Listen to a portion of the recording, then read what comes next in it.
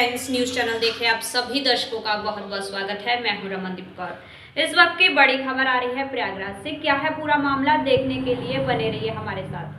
जहां सूबे के मुख्यमंत्री योगी आदित्यनाथ लगातार बाहुबली माफियाओं पर कार्रवाई करवा रहे हैं और लगातार अपराधियों के घर पर बुलडोजर चलवा रहे हैं, उसके बावजूद अब उनके ही लोग किस तरह से उनकी छवि पर सवाल खड़े करवा रहे हैं, ये नज़ारा सिर्फ प्रयागराज में देखने को मिला जब राज्य मंत्री दानिश आज़ाद अंसारी संग पोस्टर में खुलदाबाद थाने में हिस्ट्री शीटर 307 व कई आपराधिक मामलों में लिप्त एहतशाम उर्फ टीपू दिखाई दिया। ये पोस्टर करेली बैरियर चौराहे पर लगा था, जिसमें हिस्ट्री शीटर एहतशाम उर्फ टीपू बीजेपी नेता दानिश आज़ाद अंसारी को बीजेपी के राज्य मंत्री बनाने में बधाई दे रहा है। हिस्ट्री शीटर एहतशाम उर्फ टीपू के खिलाफ करेली, खुलदाबाद, अतरसुइया, शाहगंज थानों में करीब 10 से ज़्यादा संगीन मामलों में मुकदमे दर्ज हैं। वहीं हाल ही में खुलदाबाद पुलिस ने एहतशाम उर्फ टीपू के खिलाफ कार्रवाई करते हुए जेल भेजा है। कुछ दिन पहले हिस्ट्री शीटर एहतशाम उर्फ टीपू की फोटो अतीक अहमद के फरार छोटे बेटे अली के साथ वायरल हुई थी और टीपू अली का करीबी बताया जा रहा था। वहीं अब बीजेपी के पोस्टर में आपराधिक किस्म के लोग दिखाई देने लग गए हैं। शायद ये कहना गलत नहीं होगा कि बीजेपी का ये नारा सबका साथ सबका विकास सच होता दिखाई दे रहा है। अब जहां बीजेपी के पोस्टर में खुलेआम बाहुबली माफिया और आपराधिक किस्म के लोग भी दिखाई देने लग गए हैं। ये नज़ारा था प्रयागराज के बैरियर चौराहे का, जहाँ ये पोस्टर लगा हुआ है और खुलेआम बीजेपी के ही कानून व्यवस्था पर सवाल खड़े कर रहा है।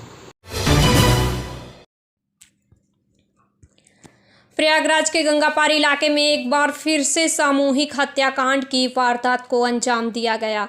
थरवाई इलाके के वजीरपुर गांव में सोते वक्त 5 लोगों के सर पर वार करके सबको मौत की नींद सुला दिया गया। पांचों की हत्या के बाद आरोपी ने घर में आग भी लगा दी। सुबह जब धुआं उठता दिखा तो ग्रामीणों ने इसकी पुलिस को सूचना दी।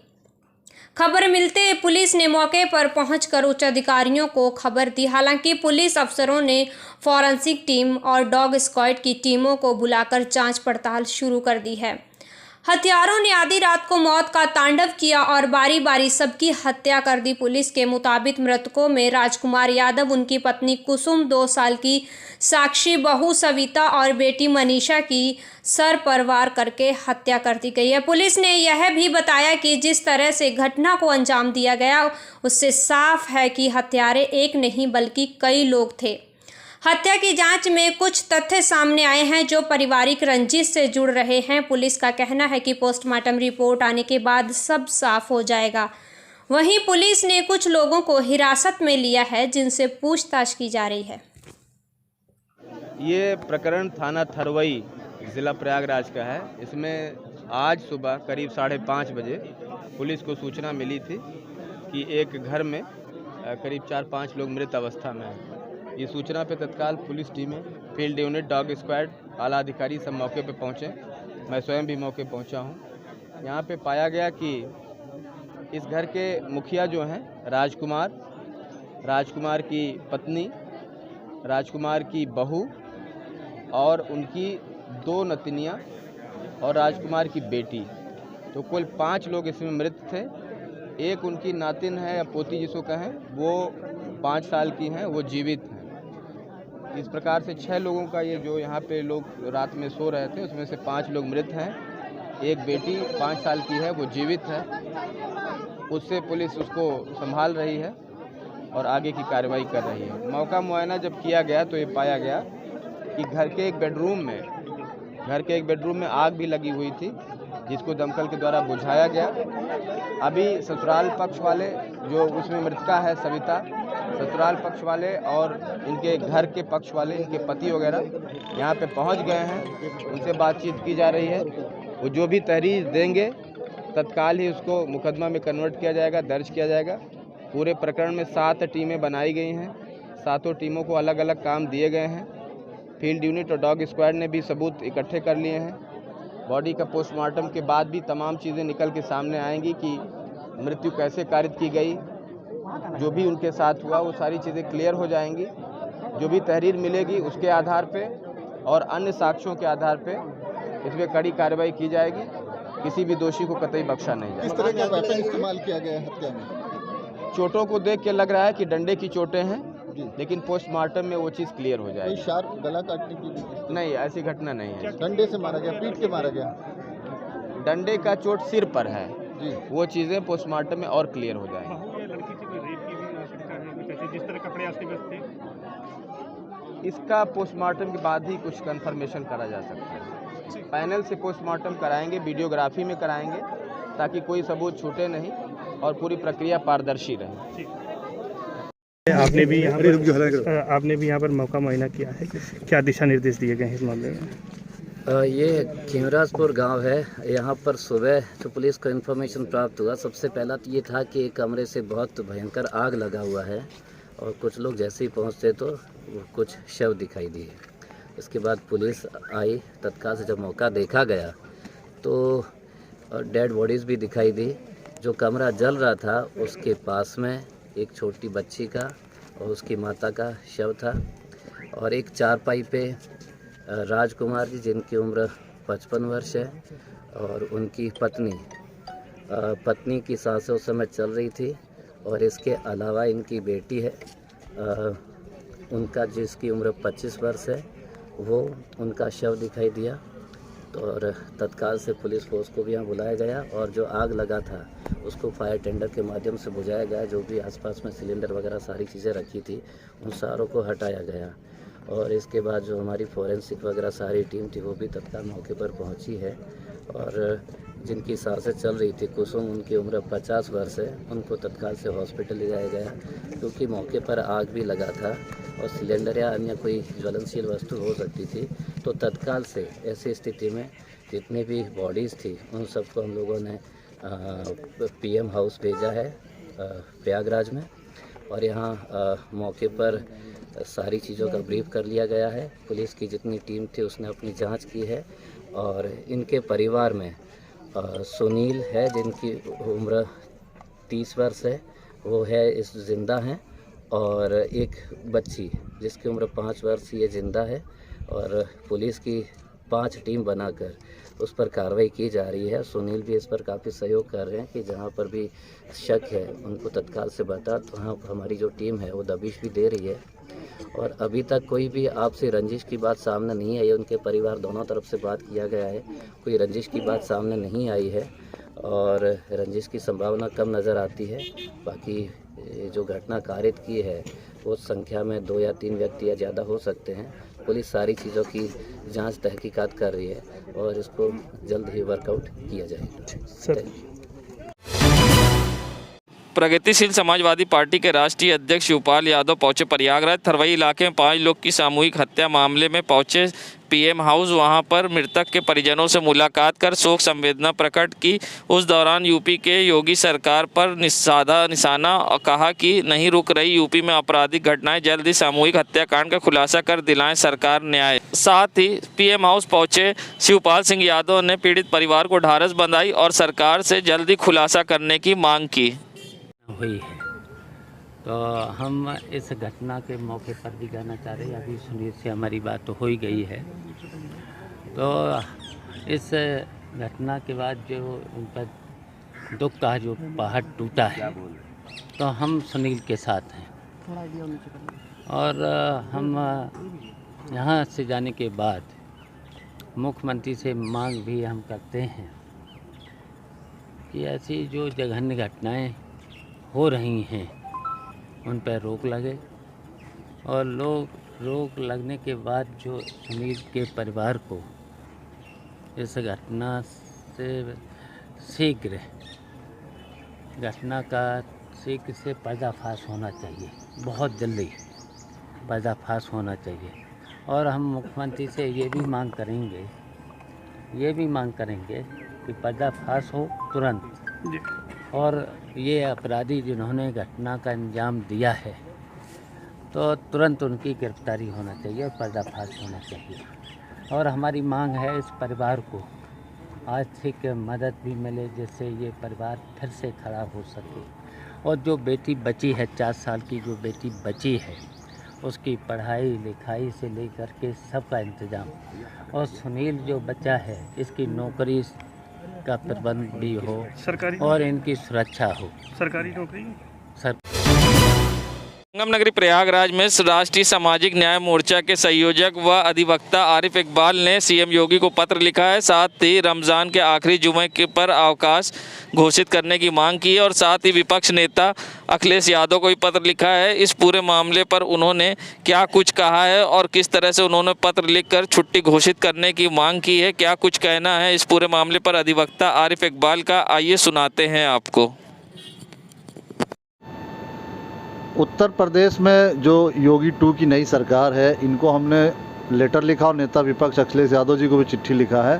2017 तक जो रमज़ान का महीना चल रहा है, इसका जो लास्ट फ्राइडे होता है उसको अलविदा जुम्मा के नाम से जाना जाता है और अलविदा जुम्मा लोग मनाते भी हैं। और 2017 तक ये छुट्टी लागू थी। अब मार्च 2017 में जैसे योगी आदित्यनाथ जी की सरकार आई, इस छुट्टी को इन्होंने ख़त्म कर दिया।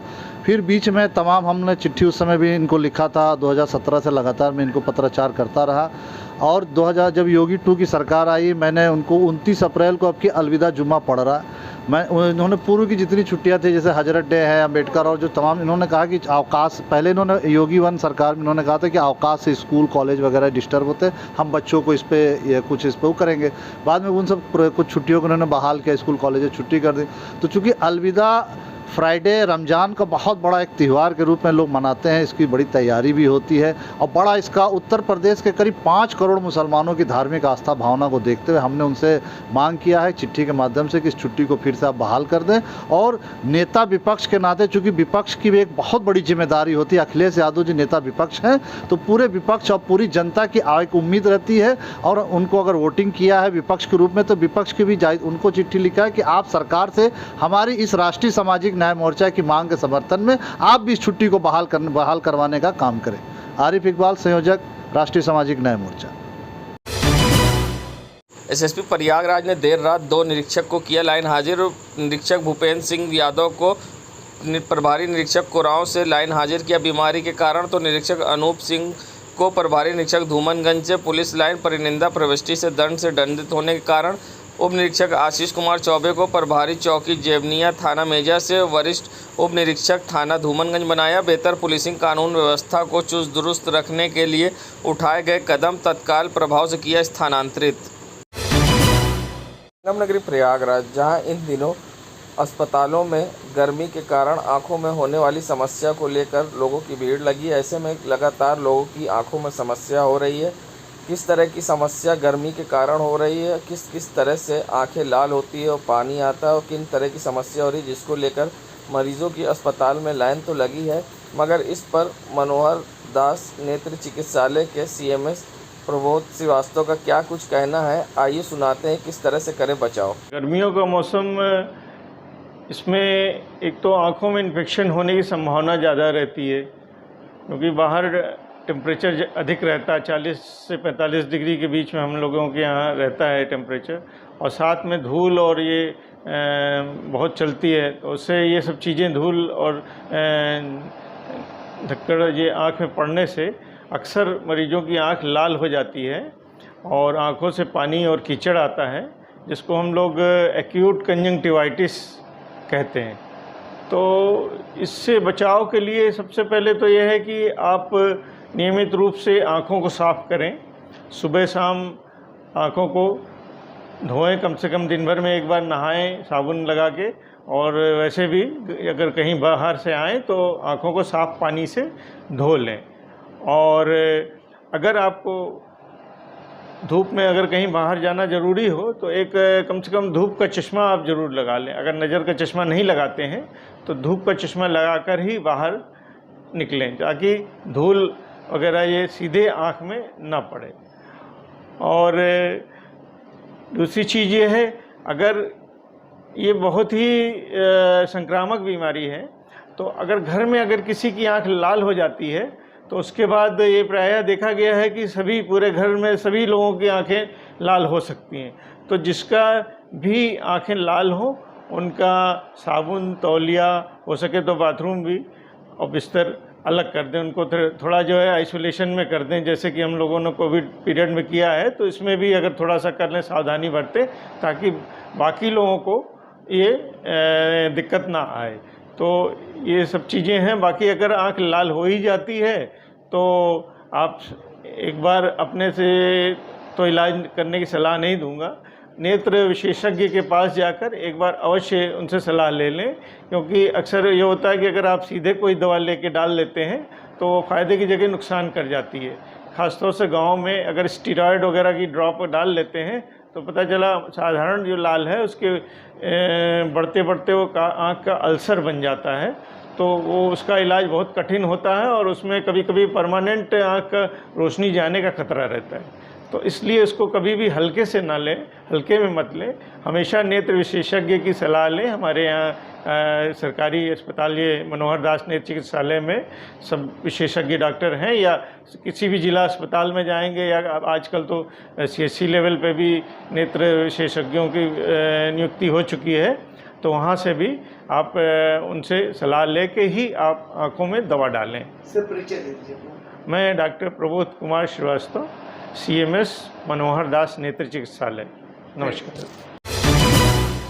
किताबें सदियों से मानव जाति के करीब रही हैं। देश के इतिहास से लेकर किस्से, कहानी, कविताएं आदि की कई विषयों की पर किताबें हमारे जीवन का मार्गदर्शन करती रही हैं। दुनिया भर में हर साल 23 अप्रैल को विश्व पुस्तक दिवस मनाया जाता है। इस दिवस को मनाने की वजह लोगों को किताब के प्रति रुझान बढ़ाना, इसके साथ प्रकाशन और कॉपीराइट के लाभ के साथ पढ़ने के आदत को बढ़ावा देने भी है। जिले के एंग्लो बंगाली इंटर कॉलेज में उर्दू विषय के प्रवक्ता डॉक्टर अजय मालवी ने यूँ तो उर्दू हिंदी मजहब से जुड़ी कई किताबें लिखी हैं, लेकिन हाल ही में उनके द्वारा लिखी गई उर्दू में राम कथा सुर्खियों में है। उर्दू में राम कथा हिंदुस्तानी गंगा जमनी तहजीब का मुकम्मल आईना है। साथ ही ये राम कथा कौमी एकता और भाईचारे की पैगाम देती है। ये भी कहा जाता है कि ये किताब जात मजहब नाम पर दूरियां मिटाने का भी एक जरिया है। प्रयागराज के डॉक्टर अजय मालवी ने उर्दू में लिखी गई राम कथा का साहित्य को हिंदी व अन्य भाषाओं में लिखने का संकल्प लिया है। डॉक्टर मालवी अब तक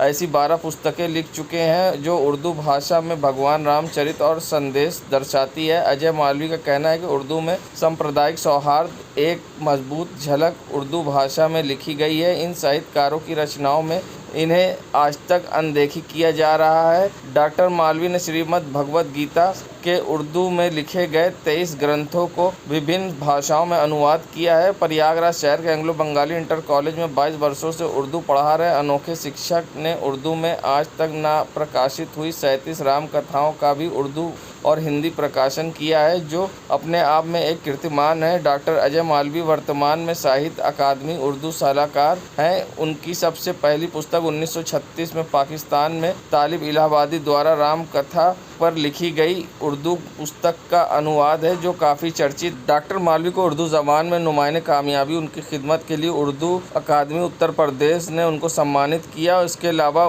बिहार उर्दू अकादमी ने उर्दू में बेहतरीन खिदमत के लिए अवार्ड से नवाजा गया। उर्दू में राम कथा ये किताब जो है, इस किताब में आपने दिखाने की कोशिश किया है कि उर्दू में अब तक श्री रामचंद्र जी जो भारतीयता के प्रतिबिंब हैं, वो नायक हैं, उन्होंने किस तरीके से एक आदर्श पुरुषोत्तम के रूप में आपने दुनिया को संदेश दिया। इसके संदर्भ में अगर हम देखें कि जिस तरीके से जो कम्युनलिज्म जिस तरीके से हमारे जीवन पे प्रभावी हो रहा है, तो इन्होंने एक बहुत अच्छा मैसेज दिया है, एक संदेश दिया है कि हमारे बीच में धर्म या ज़ुबान ये सेकेंडरी चीज़ है, हम आपस में मानव हैं, इंसान हैं।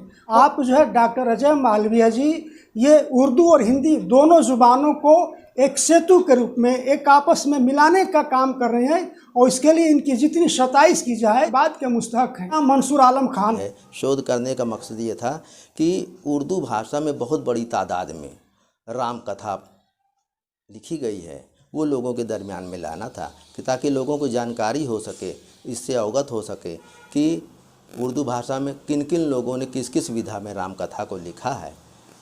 यही मेरा प्रयास था। काफ़ी किताबें जो हैं उर्दू में आ चुकी हैं।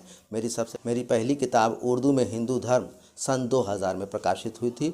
उसके बाद जो है वैदिक अदब और उर्दू श्रीमद् भगवद गीता का भाष्य मैंने उर्दू में लिखा, और इसके अलावा मैंने शोध में ये भी बताया कि 83 श्रीमद् भगवद गीता उर्दू में लिखी जा चुकी है।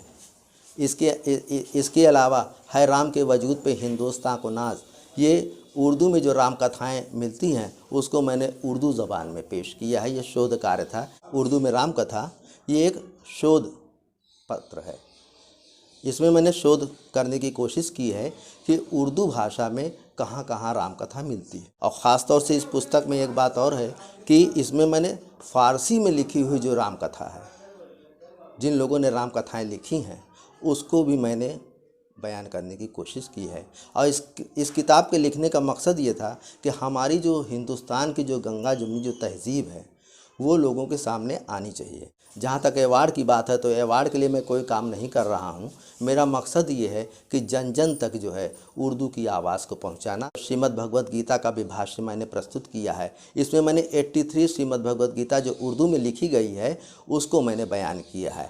इसके अलावा है राम के वजूद पे हिंदुस्तान को नाज, ये किताब मेरी रामकथा से के हवाले से है, उसको मैंने उर्दू भाषा में शोध किया। बताते चले डॉक्टर अजय मालविया शिक्षक की किताब अनोखी पहल सांप्रदायिक एकता की पेश कर रही मिसाल।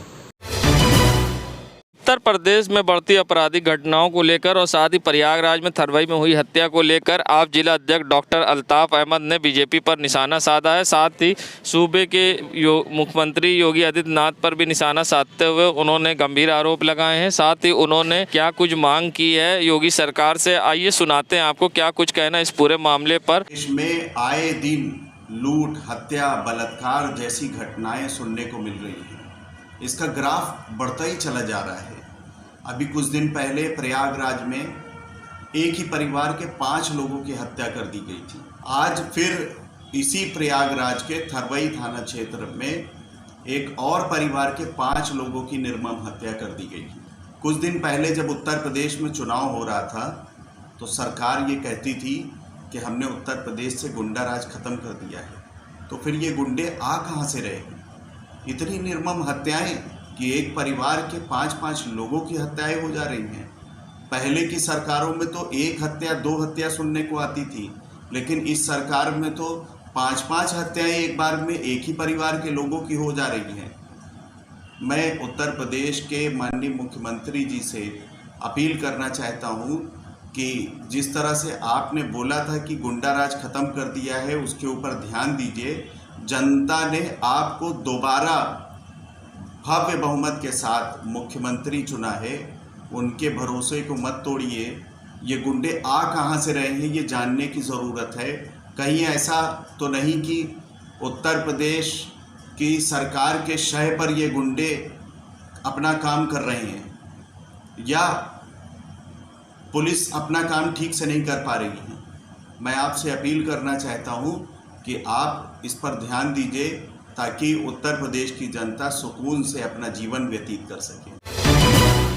संगम नगरी प्रयागराज में जहां कुत्ते को पीटने का एक वीडियो वायरल हुआ था, पुलिस ने जिसके बाद एक युवक को गिरफ्तार किया, तो वहीं अब अटाला क्षेत्र के मोहल्ले वासियों ने थाने में धरना दिया है और साथ ही हाथों पोस्टर लेकर उन्होंने शांतिपूर्वक प्रदर्शन किया है। कहना है कि पुलिस योगी आदित्यनाथ की कानून व्यवस्था को बदनाम कर रही है। लोगों का कहना था कि अटाला क्षेत्र की गुलाबबाड़ी में कुत्ता पागल था और वो लोगों को काट रहा था, जिसकी वजह से कई लोगों को इंजेक्शन लगाना पड़ा था। कुत्ते को नियंत्रित करने के समय उस पर कुछ लोगों ने पिटाई कर दी थी, जिससे कुत्ते की मौत हो गई थी, जिसको लेकर कुछ लोगों ने इसकी शिकायत पुलिस में की थी, जिसके बाद पुलिस ने मामला दर्ज कर दीपक को थाने ले आई थी। जिस लोगों का आरोप है कि खुलदाबाद पुलिस दीपक को पिछले 1 दिन से थाने में बैठाई हुई है और ना ही छोड़ा है और ना ही कोई कार्रवाई हुई है, जिसको लेकर आज लोग थाने में धरने बैठे हैं। और उनका कहना था कि अपनी सुरक्षा के लिए कुत्ते को नियंत्रित करने में उसकी जान गई है। किसी ने बेदर्दी से कुत्ते को नहीं मारा है क्योंकि कुत्ता पागल था और लोगों को काट रहा था। आइए सुनाते हैं क्या कुछ कहना है यहाँ धरने बैठे लोगों का, किस तरह से हुई थी ये वारदात और किस तरह से पुलिस ने किया गिरफ्तार, क्या है पूरा मामला। यही घटना था कि जो तो पागल हो गया था कुत्ता, सब लोगों को काट रहा था। तो भाई जब काटा है कई लोगों को तो मारा गया उसको, तो भाग गया। हाँ, तो ये वो मेरा लड़का था। किसको बंद किए हैं पुलिस वाले अभी? दीपक को। दीपक को। वो कौन है आपका? वो मेरा लड़का। आपका नाम क्या है? मेरा चंदा देवी। तो पुलिस वाले चुपके आए, घर से बुला ले रखें कल 7 बजे से 7 बजे से कल। अभी तक छोड़े नहीं? नहीं। क्या कहना है? कहना क्या आएगा, उनको छोड़े वो कह रहे हैं कि अभी इंस्पेक्टर साहब ने वैन लेके छोड़े नहीं और कोई अधिकारी भी नहीं आया। बताते चलें, कुत्ते को पीटने के मामले में पुलिस दीपक को गिरफ्तार कर ली थी, जिसको लेकर अब छुड़ाने के लिए लोगों ने थाने में धरना दिया है। संगम नगरी प्रयागराज में जहां अब नगर निगम द्वारा लोगों को जागरूक करने के लिए वॉल पेंटिंग कराई जा रही है। जहां कुंभ के दौरान वॉल माई पेंटिंग कराई गई थी, तो अब नगर निगम वॉल पेंटिंग के द्वारा लोगों को जागरूक करने के लिए अब जगह जगह पेंटिंग करा रहा है और संदेश दे रहा है। स्वच्छ भारत अभियान के अंतर्गत नगर निगम द्वारा ये पेंटिंग कराकर लोगों को जागरूक का संदेश दिया जा रहा है कि गंदगी सड़कों पर ना फैलाएं और अपने कूड़ों को कूड़ेदान में ही डालें। इस तरह के संदेश अब वॉल पेंटिंग के माध्यम से नगर निगम द्वारा सड़कों पर वॉल पेंट कराकर दिया जा रहा है। स्वच्छ भारत अभियान के अंतर्गत नगर निगम द्वारा ये पहल की गई। नगर निगम द्वारा कराया जा रहा है और यही मैसेज दिया जा रहा है साफ़ सफाई का, ये सर्वेक्षण से अभियान से है। इसी को हम लोग मेंटेन कर रहे हैं और उद्देश्य दे रहे हैं और पेंट कर रहे हैं। क्या नाम है आपका? जी, संजय। सन 61 हिजरी को कूफा की मस्जिद में माह रमज़ान की 19वीं को फजर की नमाज़ पढ़ाने के दौरान अब्दुल रहमान इब्ने मुलजिम नामक कातिल की जहर बुझी तलवार के वार से घायल हुए मौलाए कायनात हज़रत अली इब्ने अबू तालिब ज़ख्मी हालात में अपने बड़े बेटे हसन मुस्तफ़ा से नमाज अदा कराने के बाद वसीयत और गरीबों मिस्कीन के घरों पर रोटियां पहुंचाते रहने की ताकीद करने के बाद माह रमज़ान की 21वीं को अमीरुल मोमिनीन इस दुनिया से अलविदा कह गए। तब से हर वर्ष दुनिया भर में मौलाए कायनात हज़रत अली के चाहने वाले 3 दिन गम मनाते चले आ रहे हैं। 2 वर्ष की कोरोना बंदिशों से हटने के बाद एक बार फिर मस्जिदों में, इमाम बाड़ों में और ईदगाहों में अकीदतमंद जुटे। मस्जिद काजी साहब बख्शी बाज़ार माह रमज़ान की 21वीं की सुबह गम की चादर ओढ़े सिसकियाँ लेते हुए मस्जिद के मौलाना जवादुल हैदर रिजवी की क़यादत में नमाज अदा कराने के बाद मस्जिद में आसपास सड़कों पर जल की रही लाइटों को शौक मनाने को बंद कर दिया गया। मौला सैयद रज़ी हैदर ने शहादत मौला अली का तस्करा जैसे शुरू किया। हर तरफ आहो बुका की सदा गूंजने लगी। मोमबत्ती की रोशनी में इस वर्ष ईरानी शैली की नक्काशदार गहवारे में रखा काली मलमल की चादर से ढका ताबूत लोगों को ज़ियारत को निकाला गया। मातमदारों ने या अली या मौला हैदर की सदा बुलंद करते हुए मस्जिद की अंदरूनी हिस्से से लेकर हाथ हुसैन मरहूम के जोशदार सीना जनी कर अकीदतमंद इजहार किया। बड़ी संख्या में मातमदार व रोज़दार जुलूस में शिरकत की हैं।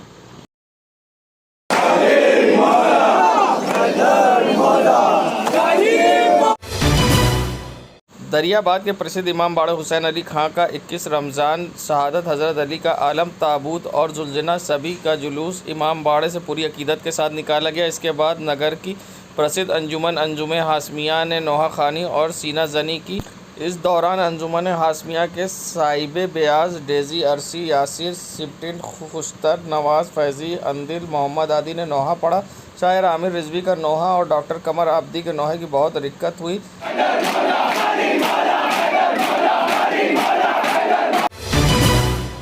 प्रयागराज में जहां रमज़ान के माह महीना चल रहा है, ऐसे में रोज़दार रोज़ा रख रहे हैं। वहीं अब करेली क्षेत्र में आघोषित बिजली कटौती ने लोगों की समस्या बढ़ा रखी है। जहां रमज़ान के महीने में देर रात तक आती जाती लाइटों ने लोगों की मुश्किलें बढ़ा रखी है। रोज़ रात में आती जाती लाइट करेली क्षेत्र में, जिससे रोज़दारों को होती समस्या, साथ ही पीने के पानी और उमस भरी गर्मी में अब लोगों की बढ़ा दी है मुश्किलें।